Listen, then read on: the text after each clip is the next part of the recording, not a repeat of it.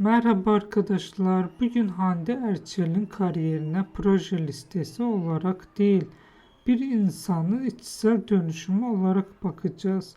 Çünkü şöhretin yüksek seviyesine çıkmak yalnızca dışsal bir başarı değil, aynı zamanda ciddi bir psikolojik ve karakter dönüşüm sürecidir.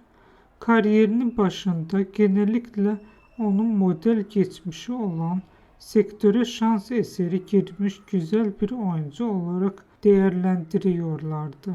Bu tür etiketler özellikle başlangıç aşamasındaki oyuncular için oldukça yaygındır ve çoğu zaman gerçek potansiyelin görünmesini engeller. Ancak zamanla onun tavrı, rol seçimleri ve iletişim biçimi değişmeye başladı. Yaşadığı kişisel kayıplar ve kamuoyu baskısı sonrasında genel imajında belirgin bir değişim gözlemlenir. Daha kontrollü, daha ölçülü ve daha bilinçli bir iletişim tarzı geliştirir.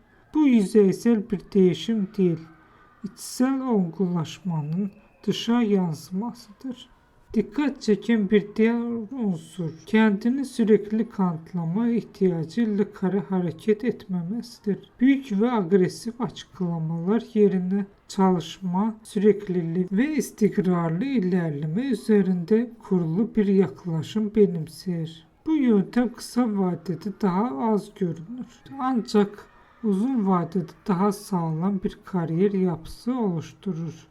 Bugün geldiği nokta ile kariyerinin başlangıç dönemi karşılaştığında sadece bir oyuncu değil, aynı zamanda deneyimle şekillenmiş, değişime uyum sağlayabilen bir profili ortaya çıkar. İzlediğiniz için teşekkürler. Bizi izlemeye devam edin. Yeni videolar için kanalımıza abone olmayı unutmayın.